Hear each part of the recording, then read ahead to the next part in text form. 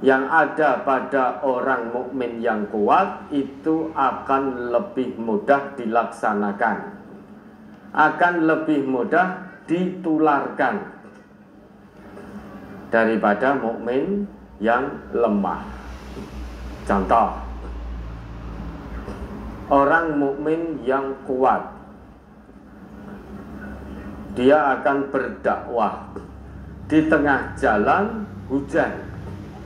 Dia terkena siraman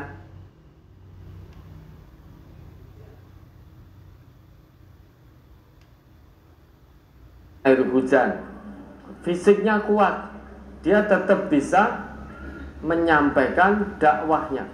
Kena banyu udan, greges-greges awake, masuk angin, nggak jadi berangkat. Kalau tidak jadi berangkat berarti tidak jadi berdakwah, sehingga tidak jadi menebar kebaikan. Lagi mangkat, ketetesan banyu hujan langsung greges-greges, gebres-gebres, ora sida dakwah. Mau kerja bakti sabilillah, dia engkri-engkrian karena tidak terbiasa dengan tenaganya. Lagi nyekel pacul sedilit ngono wis semaput. Ini kurang, tebaran kebaikannya kurang. Maka di sini Nabi perintahkan, ya, ihris ala ma yanfa'u, usahakan yang bermanfaat untuk kamu. Artinya kebaikan itu biar bisa bermanfaat harus dipersiapkan. Jadi potensi diri itu dikenali untuk menebar kebaikan. Oh, saya potensinya di sini. Maka di situ dipersiapkan betul secara ilmu dan fisiknya. Oh, saya di sini, maka siapkan betul. Sehingga menebar kebaikan itu tidak ngawur, tetapi betul-betul terukur sesuai dengan kemampuan masing-masing. Sesuai dengan kemampuan masing-masing untuk menebar kebaikan. Kalau Allah beri kekuatan harta misalkan, berarti pada harta itu potensi kebaikan yang luar biasa. Lah kok tiba-tiba orang yang diberi kekuatan harta oleh Allah, lah kok milih aku tak urun rembug tok weh, nggak mau urun harta, maka tidak ada kebaikan. Nek mung urun rembug itu bisa dilakukan oleh orang mukmin yang tidak punya kekuatan harta, bisa urun rembug. Yang punya harta, kalau memang diberi kemampuan juga oleh Allah, bisa urun rembug, juga harus urun harta. Maka itu yang bermanfaat bagi dirinya.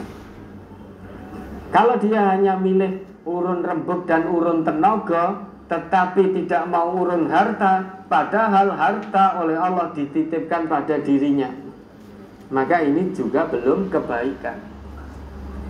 Karena potensi kebaikan yang ada pada hartanya, dia perlakukan secara bakhil. Dia menjadi orang bakhil kalau sudah terkait dengan harta, padahal Allah berikan kemampuan harta pada dirinya. Maka Nabi itu kan bersabda,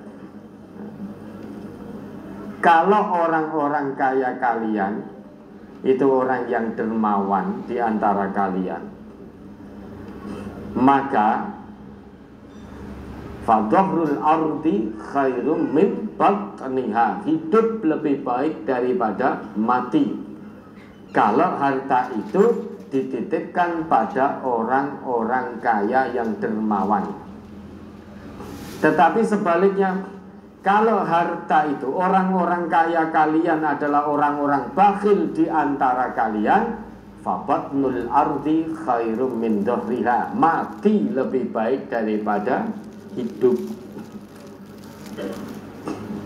Nah, kalau bapak ibu memang dititipi oleh Allah kemampuan harta, tidak cukup hanya urun rembuk, tidak cukup hanya urun tenaga, yang lebih bermanfaat untuk jenengan tebarkan sebagai kebaikan itu urun harta, karena Allah beri kemampuan harta pada jenengan. Itu yang ditekankan, ihris ala ma yanfa'uka. Carilah yang bermanfaat untukmu. Kenali potensi diri. Oh, Allah titipkan kekayaan pada saya, berarti ini kebaikan yang harus saya tebarkan melalui harta ini.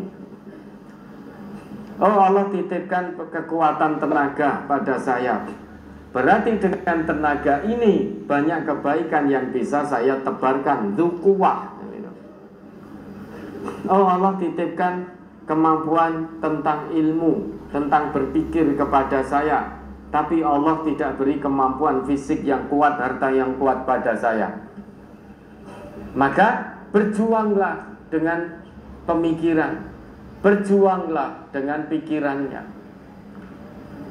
Maka kan kita sering mendengar dzu ilmin, dzu quwwatin, dzu fikrin, dzu malin, dzu nafsin, kan begitu. Itu disinergikan. Yang Allah beri kekuatan pemikiran, yang Allah beri kekuatan fisik, Allah beri kekuatan harta, ini bersinergi, duduk bareng, bekerja bersama-sama sampai titik darah penghabisan, dzu nafsin. Yang punya kelebihan di pemikiran, yang punya kelebihan harta, yang punya kelebihan kekuatan fisik, ini semuanya harus dia tebarkan sebagai kebaikan, harus dilakukan untuk perjuangan sampai titik darah penghabisan. Li'i'la'i kalimatillah, untuk meninggikan kalimat-kalimat Allah. Maka Bapak Ibu kenali potensi diri yang Allah titipkan ke panjenengan. Lah kalau Allah titipkan semuanya, maka gunakan semuanya itu untuk tebaran kebaikan. Kalau hanya salah satu, maksimalkan, gunakan salah satu itu untuk tebaran kebaikan. Ya, ada lagi. Halaman 12, halaman terakhir, pada paragraf terakhir. Menjadi sesuatu yang bernilai ibadah bagi seorang muslim jika ia berolahraga untuk melatih kekuatan fisiknya dalam rangka izzul Islam wal muslimin, kejayaan Islam dan kaum muslimin, serta meninggikan kalimat-kalimat Allah. Pertanyaannya, olahraga apa saja yang dikategorikan berguna melatih fisik? Jalan sehat setelah sholat subuh, apakah termasuk di dalamnya, Ustaz? Olahraga sesuai kemampuan masing-masing. Dan tentu kalau memang punya kemampuan normal-normal saja, monggo, mau sepak bola ya boleh, badminton ya boleh, jogging 20 kilo ya boleh. Tapi kalau medis mengatakan, oh jenengan sudah di usia sekian, olahraganya harus ini, semua sesuai dengan porsi masing-masing. Gerak, yang penting gerak. Yang penting gerak. Jangan mager. Nah, sekarang kan banyak yang mager, malas gerak. Hanya duduk, makan, datang sendiri. Maka anak-anak sekarang itu lebih rapuh daripada anak-anak dulu. Remaja-remaja sekarang, pemuda-pemuda sekarang lebih engkri-engkrian, lebih rapuh daripada remaja dan pemuda dulu. Kalau dulu itu wes pelayon ini itu, Mau beli sesuatu ya jalan, kalau nggak ada pit ontel, kalau ada pit ontel ngepit. Menek wit pelem jiblok bok. Dioyak CB, kenal CB? Nah, kalau orang sekarang nggak kenal istilah CB. Yang jaga kebun tebu itu loh. Delalah mangan tanpa nembung, ambil tebu siji tanpa nembung, konangan CB duya-uya melayu kecemplung kalen.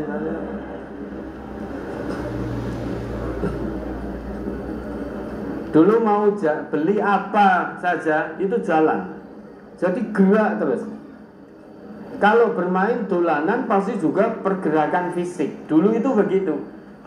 Kalau sekarang wes mau makan tinggal pesen, datang sendiri. Nera kuwi celuk ibu-ibu, maem, datang makanan. Nera dan teko-teko ngambek. Ya sekarang itu terbukti kok. Anak-anak sekarang ini jatuh sedikit patah.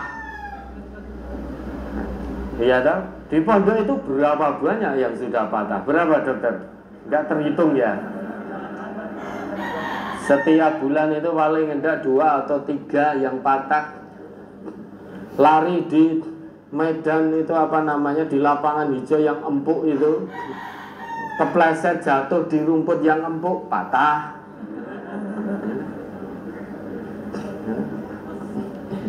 Gojek dengan temennya, ninju lengan koncone sing ninju ceklek. Iya, itu fakta terjadi. Gojek dengan temennya meninju lengan temennya, kenceng begini, sing ditinju apa sing ninju patah pergelangannya.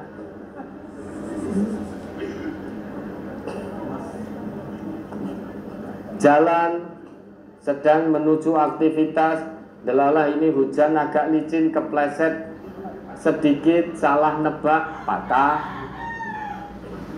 Kalau dulu jarang anak-anak patah.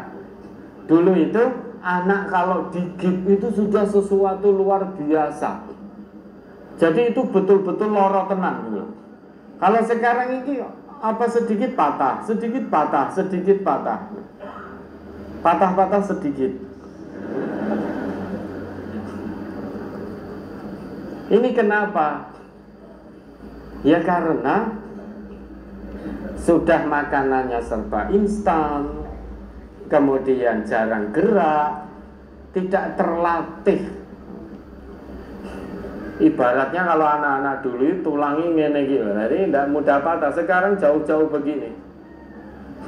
Ini apa sih goyang ini patah. Lah ini loh ya. Olahraga sesuai dengan kemampuan masing-masing.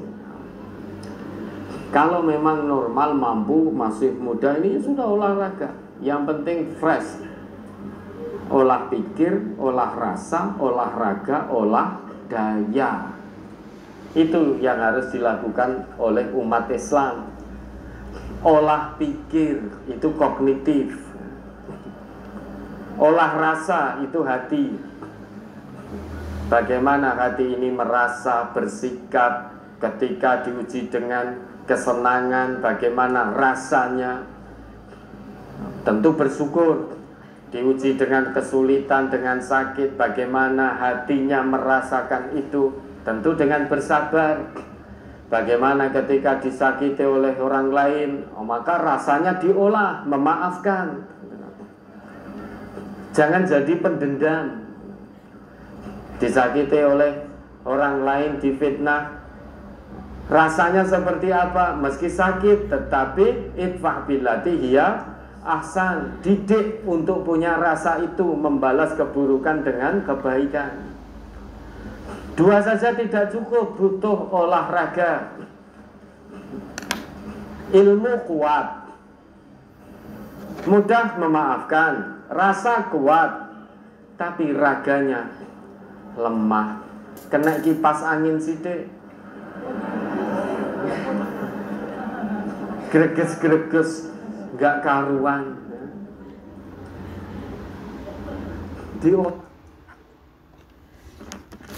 Naik mobil baru 10 meter mabuk, kelemun-kelemun, pusing-pusing. Nah, itu berarti raganya kurang kuat. Maka juga harus diolah. Diolah itu dilatih. Dilatih raganya. Bisa dengan bela diri juga. Yang tidak suka permainan bisa dengan bela diri. Monggo. Dan olah daya. Daya itu kekuatan. Ya. Kekuatan ini maka du ilmin, du kuwatin, du fikrin, du malin itu disinergikan. Olah daya berarti kebersamaan, gitu loh. Kalau hanya ada satu olah saja, olah pikir, yang kedua, ketiga, keempat tidak ada, kecil sekali manfaatnya, atau tidak ada manfaatnya sama sekali. Kalau hanya ada olah rasa tok, pikirnya tidak diolah, oh tergerus oleh zaman.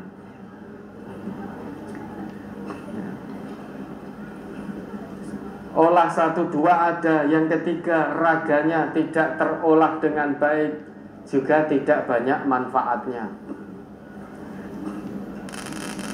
Ada 1, 2, 3, yang keempat daya kebersamaannya tidak terlatih, tidak diolah, maka juga tidak akan bermanfaat.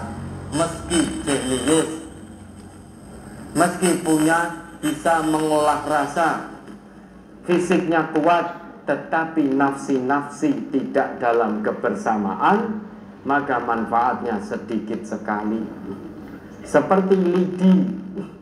Lidi itu kalau hanya seorang diri, maka itu mudah patah, tidak mempunyai kekuatan yang bisa memberikan kebaikan dan kemanfaatan. Tapi kalau digabung jadi satu dalam satu kebersamaan, itu tidak mudah rapuh, tidak mudah patah. Itulah olah daya kebersamaan. Jadi ya berpengetahuan, berakhlak, kemudian fisiknya prima, ini disatukan dalam kebersamaan. Oh, itu dahsyat sekali kekuatannya nanti. Ya, ini olahraga sesuai porsinya. Kalau dokter sudah menyatakan, oh bapak olahraganya jangan lagi sepak bola, jangan lagi badminton, tetapi jalan kaki saja, ya sudah, jalan kaki itu yang terbaik menurut kondisi fisik saat itu. Jangan dipaksakan. Kalau jenengan memaksakan, padahal secara medis tidak boleh sepak bola, mungkin ada masalah di jantungnya, ada apa, sudah dinyatakan tidak boleh kok sepak bola, itu israf, berlebihan dalam olahraga. Segala hal yang berlebihan itu tidak baik. Ya, ada lagi ke pertanyaan langsung. Ya, baik, mari.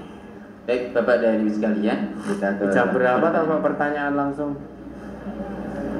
Sudah ini mati kok jam di sini ini.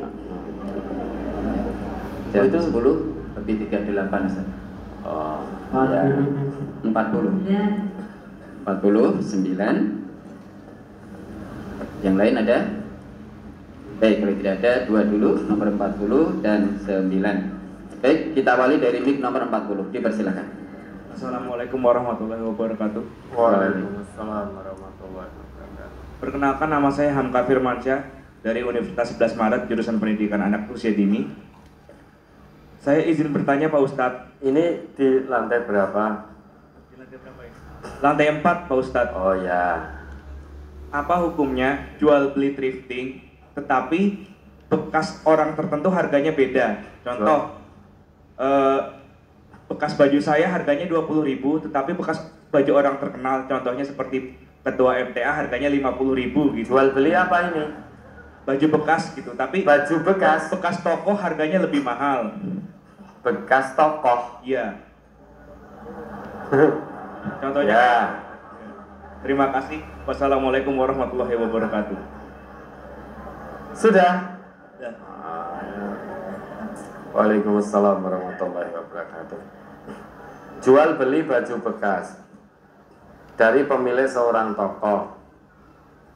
Biasanya harga kalau tokoh lebih mahal daripada baju yang kita pakai. Yang perlu kita tanyakan dulu, baju dari tokoh itu kok lebih mahal, itu embel-embelnya apa? Apakah karena ini misal seorang tokoh mungkin dari ustadz, karena tadi contohnya dari pengurus MTA atau mubalik atau kiai. Kalau ini dipakai oleh beliau-beliau lebih mahal, mungkin dengan iming-iming ada keberkahan, ada ini itu dan lain sebagainya ya. Maka kita perlu tahu, misal baju saya jual dijual mahal karena ada keberkahan, itu bohong. Saya tidak bisa memberi keberkahan. Keberkahan itu hanya dari Allah. Nah.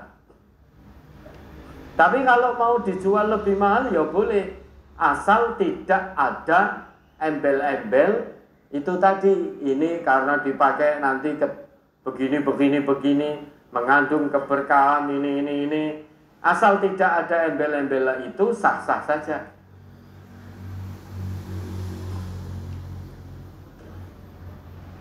Hukumnya sah-sah saja. Yang bekas dari seorang tokoh dijual mahal selama tidak ada embel-embel apapun, hanya karena itu milik seorang tokoh, dia dijual agak mahal daripada milik yang bukan tokoh, itu sah-sah saja. Atau dibalik ya boleh, yang bukan tokoh dijual lebih mahal, yang milik tokoh itu dijual murah, apa mung dikeke begitu saja ya boleh-boleh saja, selama di situ tidak ada embel-embel seperti yang tadi kita sebutkan. Tapi biasanya kalau ini seorang milik bekas seorang tokoh agama, biasanya ada embel-embel nanti bisa mengandung keberkahan ini itu. Lah kita tidak, ya. Tidak, keberkahan itu hanya dari Allah. Tapi kalau itu misalkan sarung tinjunya Mike Tyson, itu lebih mahal terjual daripada sarung tinju milik Chris John misalkan. Karena level keatletannya itu berbeda, maka wajar. Sepatu bola bekas Cristiano Ronaldo misalkan, itu lebih mahal daripada sepatu bekas miliknya Tugio. Iya, Tugio dulu pemain PSIS Semarang. Itu ngegol ke satu-satunya gol itu juara liga waktu itu Tugio. Ngegol ke itu dari PSIS Semarang. Maka sama-sama pemain bola, yang satu atlet dunia, yang satu nasional, bekas sepatu bolanya tentu ketika dilelang lebih tinggi milik atlet dunia. Itu sah-sah saja. Kan tidak ada embel-embel apapun. Boleh-boleh saja. Karena mungkin orang yang ikut lelang tidak kenal dengan Tugio. Atau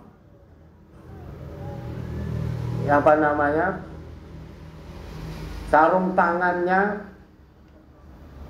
Iker Casillas misalkan, itu dilelang lebih tinggi daripada sarung tangan bekas Ponirin Meka. Tahu Ponirin Meka? Nah, itu kiper PSMS Medan dulu. Itu kiper timnas Indonesia dulu. Ponirin Meka itu. Ya, Ruli Nere, Bambang Nurdiansah, Marzuki Nyakmat, Inyong Lolom Bulan. Itu pemain-pemain nasional zaman dulu. Itu kalau barang bekasnya, sepatu bolanya atau yang kiper, itu dilelang, bandingannya dengan kiper dunia tentu lebih mahal kiper dunia. Itu sah-sah saja selama tidak ada embel-embel yang neko-neko yang tidak sesuai dengan aturan agama. Sama-sama sorban ya, sorban Palestina ini misalkan ya. Kalau dipakai oleh seorang tokoh dengan sorban yang kita pakai, harganya dilelang lebih mahal yang dipakai seorang tokoh daripada yang kita pakai. Itu sah-sah saja selama tidak ada oh ini sorban bekas fulan yang dikenal alim, oh ini nanti akan mendatangkan keberkahan, akan mendatangkan barokah dan lain sebagainya. Nah, kita tidak sependapat dengan itu. Ya, ada lagi? Berikutnya penanya nomor 9, dipersilakan. Terima kasih. Assalamualaikum warahmatullahi wabarakatuh. Waalaikumsalam warahmatullahi wabarakatuh. Ini yang kami tanyakan masalah hutang, Ustadz. Nama Ibu? Jangan Nama ditanyakan, perkenalkan, disaur nama saya saja. Muslihah dari Gemolong. Ya, Yang ada saya apa? tanyakan ini kebodohan saya, Ustadz, dan kesalahan saya mungkin karena tidak mentolongnya saya kepada orang-orang itu. Ada beberapa orang yang hutang sudah puluhan tahun, Ustadz, tidak nyaur, dan saya tidak berani nagih. Itu sering ketemu juga, tapi ada apa mau nagih itu nggak berani, Ustadz. Dan saya tanyakan, kebetulan itu ada yang sudah meninggal juga. Yang saya tanyakan, pertama, berdosakah saya membiarkan itu dan tidak menagihnya itu? Dan yang kedua, apabila diikhlaskan, apakah harus diikrarkan di depan orang tersebut? Begitu Ustadz, atas pencerahannya kami ucapkan banyak terima kasih. Assalamualaikum warahmatullahi wabarakatuh. Waalaikumsalam warahmatullahi wabarakatuh. Mangga. Terima kasih atas waktunya. Assalamualaikum warahmatullahi wabarakatuh. Waalaikumsalam warahmatullahi wabarakatuh. Mohon izin memperkenalkan diri Ustadz. Saya Duratul Mufidah dari cabang Sempor Kabupaten Kebumen. Mohon pencerahan dan nasihatnya Ustadz terkait beberapa hal yang akan saya tanyakan. Yang pertama tentang tadi yang dibahas dalam hadis yang sudah dibacakan tadi tentang menimbun bahan makanan untuk kaum muslimin. Ya. Saya sendiri memiliki hasil panen berupa kacang hijau, jumlahnya lumayan. Nah, karena saya sendiri bukan pedagang, jadi tidak ada yang menanyakan ke saya, baik dari yang biasa menggunakan ataupun dari pembeli seperti itu. Nah, ini memang niatnya saya simpan, saya berusaha menyimpan dengan baik, kondisinya baik untuk satu saat kalau ada kenaikan harga, saya bisa menjual dengan harga yang sesuai harapan. Yang seperti ini bagaimana Ustadz? Mohon pencerahannya.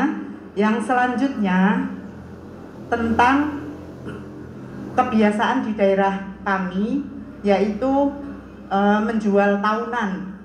Ya, menjual tahunan itu apabila seseorang mempunyai lahan, kemudian karena kita ada kebutuhan, kemudian kita menjual sekian tahun untuk digarap, kemudian dari yang menyepakati itu membayar sejumlah harga. Nah, yang saya tanyakan, sistem penjualan seperti ini bagaimana? Kemudian untuk harganya, apakah berdasarkan rukun atau ketentuan syariat tentang jual beli? Yang penting kesepakatan seperti itu. Selanjutnya yang ketiga, Ustadz, tentang jual beli tapi ini jual jasa ya Ustadz. Misalnya seperti praktek dokter, terus bidan atau terapis, kemudian praktek dokter gigi dan lain-lain. Nah, yang seperti ini sering dari masyarakat pelanggan itu menyampaikan, oh kalau saya cocoknya di sini, nah, yang seperti itu menurut anggapan saya yang saya pahami karena keterbatasan saya itu kan bisa jadi si penjual jasa ini kan jadi rawan jadi pembanding ya Ustadz, dalam itu surat Al-Baqarah yang andat-andat itu loh Ustadz, tandingan-tandingan. Nah yang seperti ini kemudian yang pelaku penjual jasa ini menyampaikan, oh kalau kebetulan di sini cocok, jodoh istilah orang di kampung itu, berarti itu semua atas izin Allah. Kemudian dari pelaku ini menyampaikan, dan saya juga berusaha memilih misalnya dengan obat atau dengan satu perantara apa, memilih yang lebih baik karena lebih baik dalam hal ini, oh harganya berbeda, selisih harga sekian dengan yang lainnya. Nah, pernyataan seperti itu apakah ini termasuk dalam sumpah yang tadi akan mengurangi keberkahan? Terus yang terakhir Ustadz, yang keempat, tentang alat berkah yang tadi. Dulu ketika saya kecil itu di daerah asal saya dari Magelang, selalu yang terpatri dalam pemahaman saya, sekarang sedang ada Pak Kiai ngisi pengajian, nanti kita rebutan ngalah berkah sisa unjukannya Pak Kiai. Kemudian sisa nasi yang ada di piringnya Pak Kiai, dan itu yang seperti itu baru hilang ya setelah saya belajar mengkaji seperti itu. Nah yang seperti ini dosa tentang berarti seolah-olah menuhankan yang lain atau menganggap seperti itu datangnya keberkahan dari yang lain itu murni ditanggung oleh orang tua yang memberikan pemahaman. Terus si anak ini bagaimana dengan si anak yang terus kemudian sampai gede sampai punya pemahaman yang seperti itu. Demikian Ustadz, mohon maaf apabila terlalu banyak. Mohon sekali lagi mohon nasihat dan pencerahannya. Akhirul kalam, astagfirullahaladzim. Wassalamualaikum warahmatullahi wabarakatuh. Waalaikumsalam warahmatullahi wabarakatuh. Dari Ibu Muslihat Gemolong, beberapa orang punya utang ke ibu, tapi ibu tidak berani nagih meski sering ketemu. Tapi ibu berani bertanya ke saya, apa biar saya tagihkan?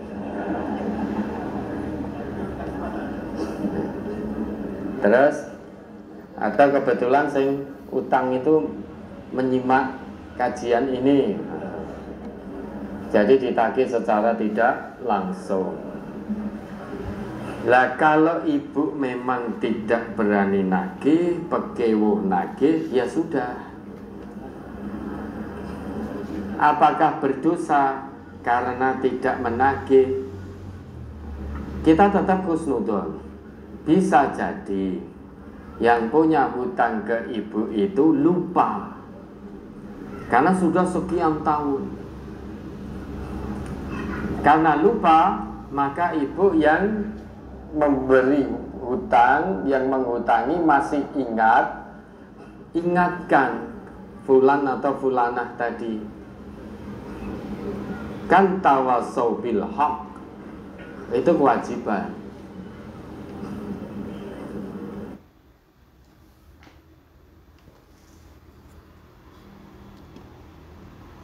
kan khusnudon, oh sekian tahun nggak ditagih, ini kemungkinan saudara saya ini lupa masih punya tabungan kepada saya, maka diingatkan. Kalau mengingatkan Pak Kewo tidak berani, ya sudah. Terus tadi Ibu ngendiko bertanya,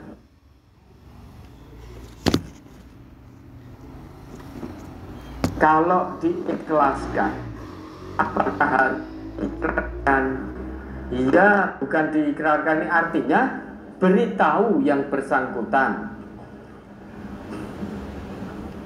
bahwa hutang-hutangmu kepada saya, bismillah, insya Allah saya ikhlaskan.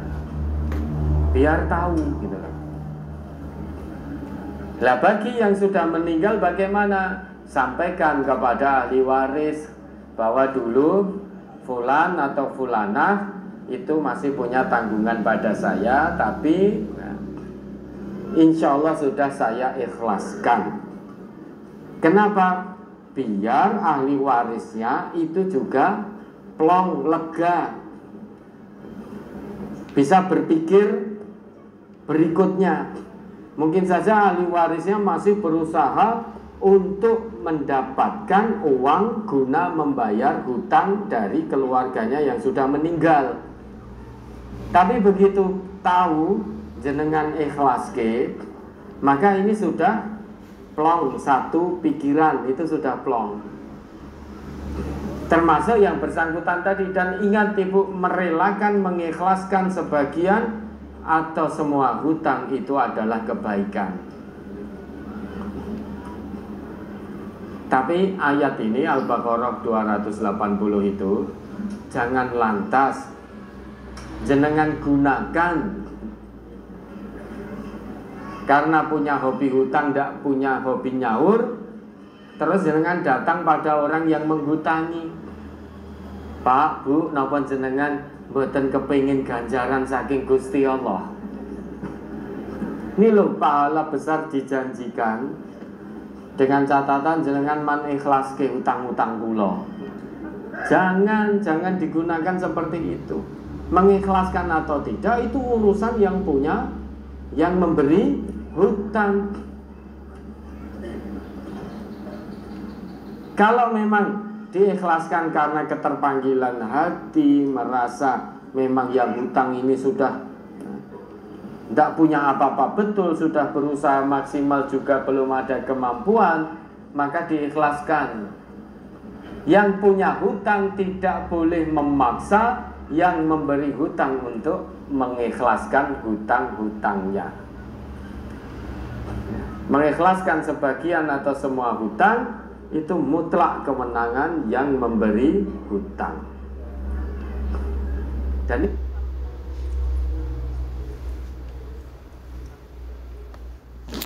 wa ikana tu usratin fanadhiratun ila maisarah.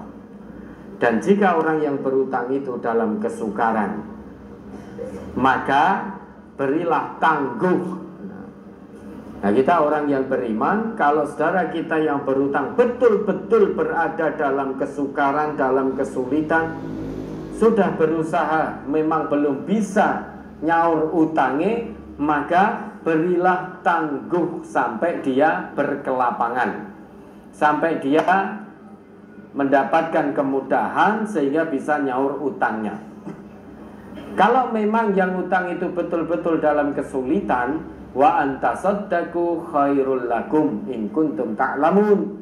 Kamu ikhlaskan separuh hutangnya atau semuanya, itu adalah kebaikan bagi dirimu jika kamu mengetahui. Nah, kalau ibu mau mengikhlaskan, sampaikan. Kalau yang hutang masih hidup, sampaikan biar dia juga lega, tidak mikir utang itu terus, sehingga bisa berpikir yang lainnya. Dan insya Allah banyak kebaikan dari Allah yang akan ibu dapatkan jika ibu betul-betul terpanggil dengan keikhlasan, mengikhlaskan hutang-hutang fulan atau fulanah tadi. Terus kemudian apa tadi? Dari Ibu Mufidah. Dari Ibu Mufidah ya. Ini Kebumen. Hasil panen disimpan menunggu harga yang bagus. Ini sah-sah saja, boleh-boleh saja. Yang tidak boleh itu ketika kita menimbun bahan pangan sehingga menyebabkan masyarakat kelaparan. Itu yang tidak boleh. Kita menimbun bahan pangan sehingga peredaran bahan pangan itu menjadi langka di tengah-tengah masyarakat. Itu tidak boleh. Kalau toh ada, maka harganya akan mahal sekali sehingga membebani masyarakat, menyulitkan masyarakat. Karena harganya sangat tinggi, masyarakat tidak mampu membeli, akhirnya masyarakat mengalami kelaparan. Ini yang akan dihukum oleh Allah dunia dan akhirat. Atau ibu menyimpan hasil panen ini, padahal ibu perso di daerah ibu masyarakat kelaparan karena tidak ada bahan pangan, tapi ibu tetap menyengaja nanti nunggu harga bagus baru saya lepas. Karena keterbatasan bahan pangan, harga semakin mahal.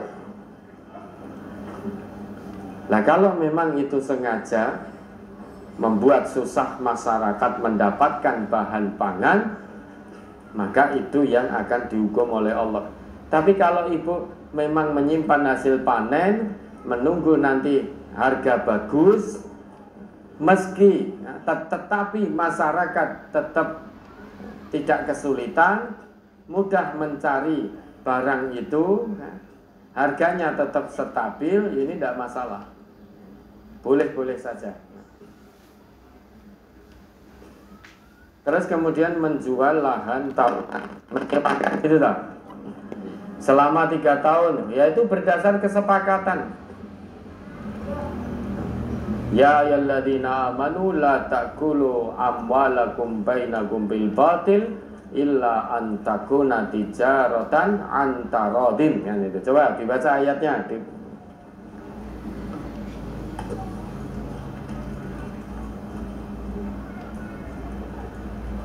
Hari Quran surat An-Nisa 29 dan 30.